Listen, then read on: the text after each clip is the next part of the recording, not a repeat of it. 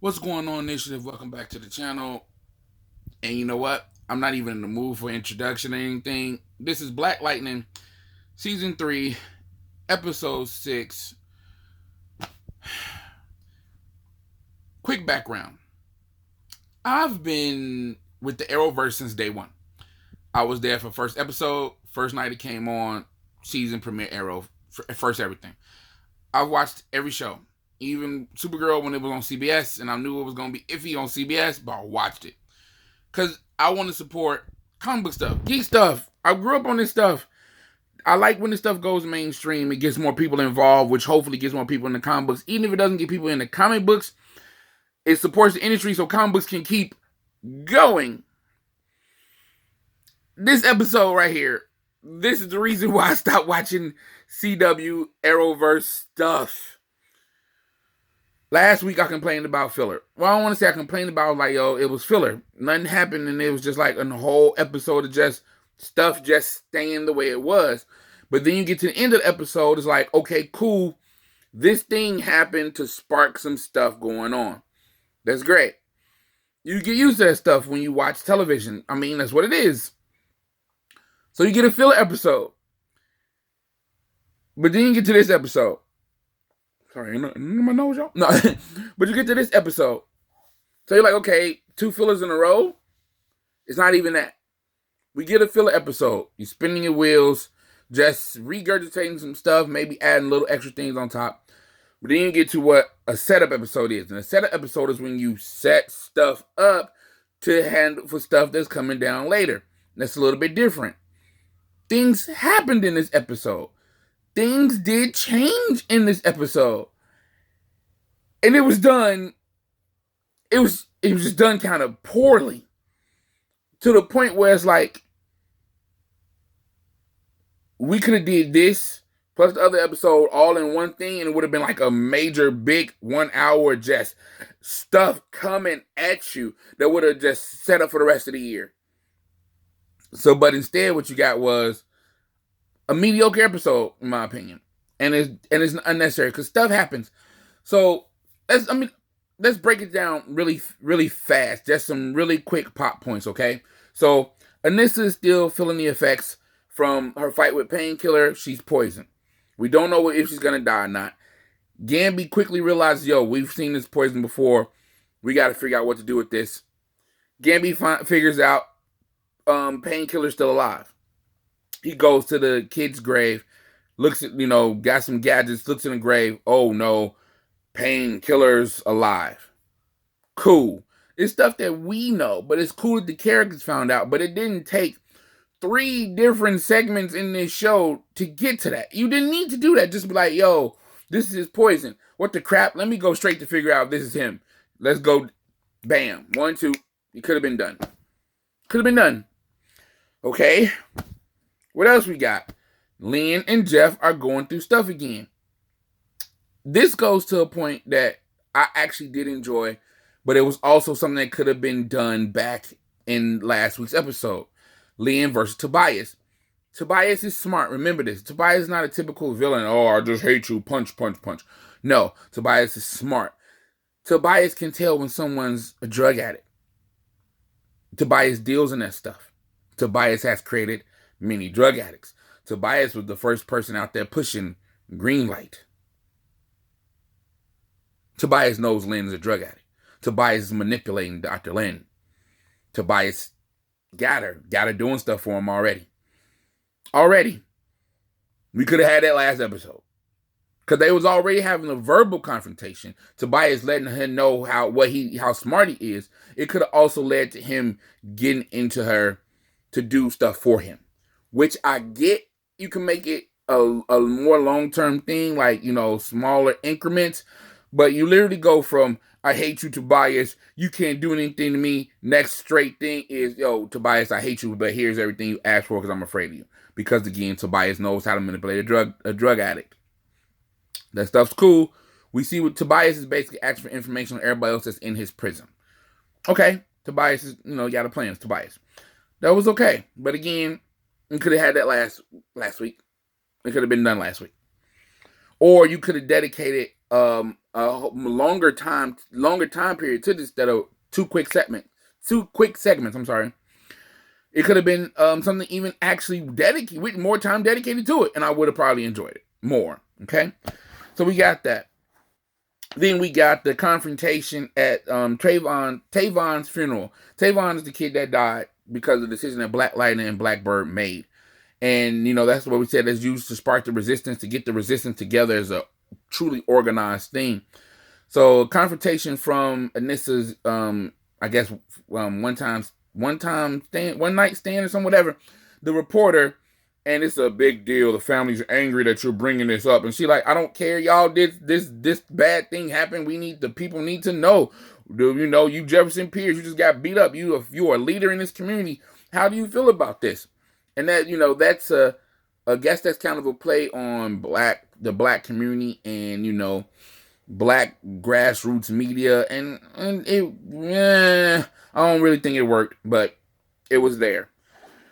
Then we turn around to, the ASA. They're doing the ASA stuff. It's nothing. It's, evil government stuff. So we get to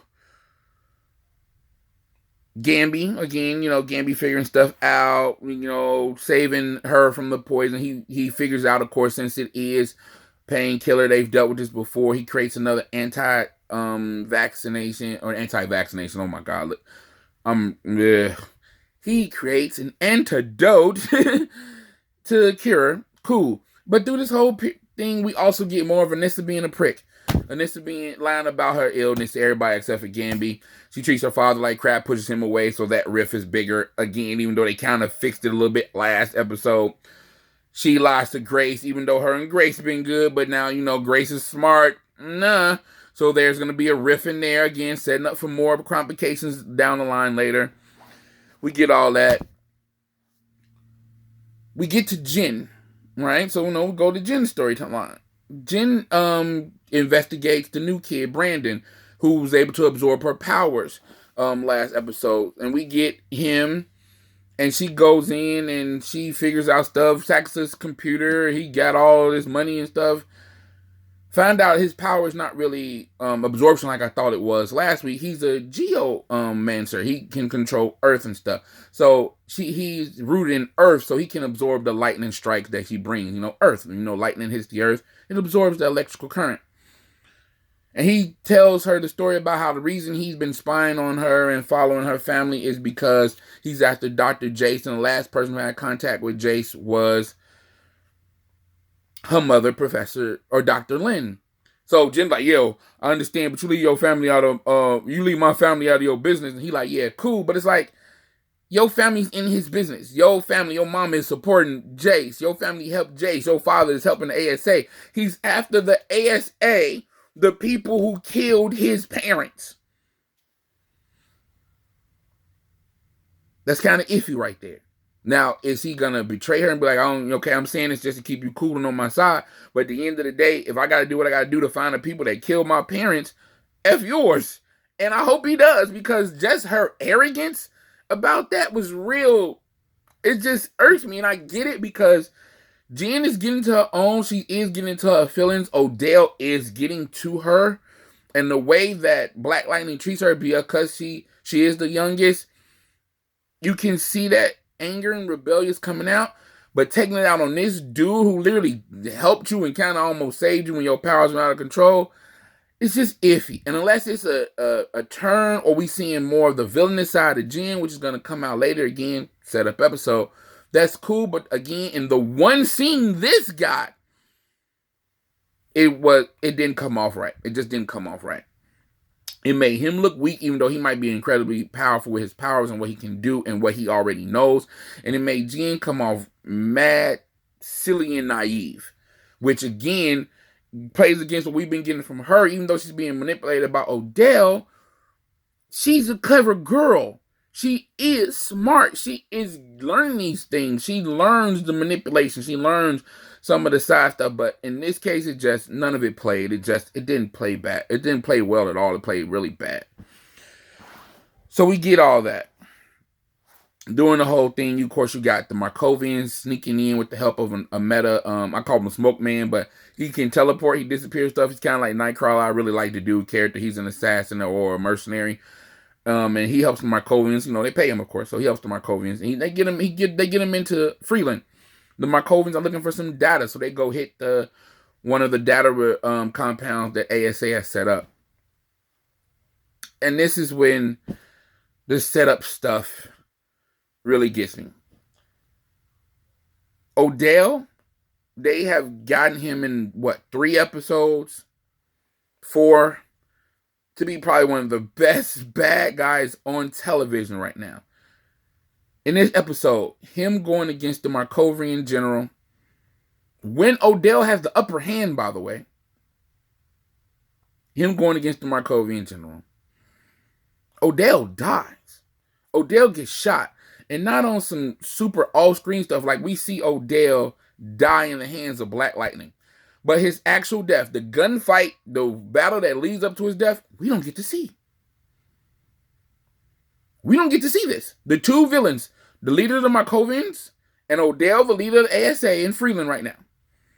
We don't get to see them actually go against each other in a gunfight. We hear the gunfights. Black Lightning's outside. We got on Black Lightning. Like, oh, it's a war going on in there. Let me go in. He goes in. When he goes in, the gunfight's over. The Markovians have won. Odell and his agents are down on the ground. The Markovian general is about to put a bullet in Odell's head. Black Lightning comes in, stops that. Markovian general and Smoke, that's like I said, I just call him Smoke.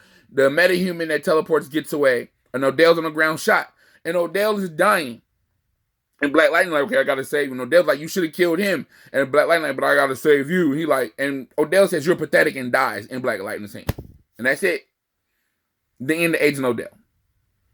Literally, all these episodes leading up him like, yo, this dude is boss. He's smart.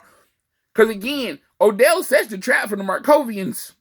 He's smart, intelligent, and he gets taken down in a simple gunfight, and we don't even get to see it. We don't even get to see the metahuman Smoke like teleport and do maybe some cool stuff, assassin. We don't even get to see that inside this fight. And Odell's dead, and that's it. That's it. So you're like, okay, even the episode on that, maybe you set up the Markovians to be a bigger threat. Odell's maybe going to bring in another agent, or that's going to be even worse. Maybe, I don't know. But that's not the end of the episode. The end of the episode is Lynn leaving the family. Jeff walks in on her after he just finished with the Odell thing. She's packing bags. They get into an argument. She's mad. Well, you don't do stuff. You don't see me as equal and this and that. And she leaves, packs her bags, says, I'll send somebody to get the rest of my stuff. And Black Lightning just standing there in shock like, that's cool. I get that. You got her addiction to green light. Tobias manipulating her. She don't feel she can trust Jeff. She leaves. But all this did was give us an over dramatic subplot, which would have worked out better if she was in the house, in my opinion. If she was in the house having to deal with being basically manipulated by Tobias. Well, you don't have her being manipulated by Odell anymore because he's dead. And having to deal with Jeff, because Jeff, even though he might not think it, he manipulates people. He's that, he's a strong father figure and a family man, and to protect his family, sometimes he does some suspect stuff. Again, that suspect stuff is what led to the death of Trayvon. When Blackbird told him, yo, don't do this. This is a bad idea. He's like, no, do it. I'm Black Lightning. I'm your father. Do this. And she did it. Trayvon got killed. She got poisoned because of it. Because she didn't listen to her instincts and listen to his. Again, because as a protector, he does manipulate stuff whether he sees it or not. And that extra dramatic stuff, and I know that's the CW's bread and butter, for this, it doesn't work for me. I'm not saying it's a completely bad episode, because there's still some cool stuff in there, some cool stuff with the Resistance, which didn't really change anything. You didn't see anything really happen, and anything come from it. The Resistance changes. They get a new voice of the people, because the old voice of people got killed off camera. Again, it is what it is. I'm gonna watch season. I'm gonna finish the season. I'm gonna try my best because again, this is what happens. CW shows, but this made me be like, this is why I stopped Arrowverse stuff. But I'm gonna stick with it. Hopefully, see episode 7, we get some stuff in there, maybe some better fights. Hopefully, we get more payoffs from a lot of this extra drama. But if not, oh, this is gonna be rough. And I'm gonna tell y'all from the bat, I'm gonna just begin my reviews. Be like, yeah, I don't know about this, but here's what happened. So once again, well, not even once again, I didn't do it. So I'm gonna close out. I'm Darrin Bradley, co-host of the initiative. Thank you for watching the video, and I will see you next time on Black Lightning season 3 reviews. Because once again, I saw a superhero, and he was black, and he said, "This is for the streets." I guess Black Lightning's back.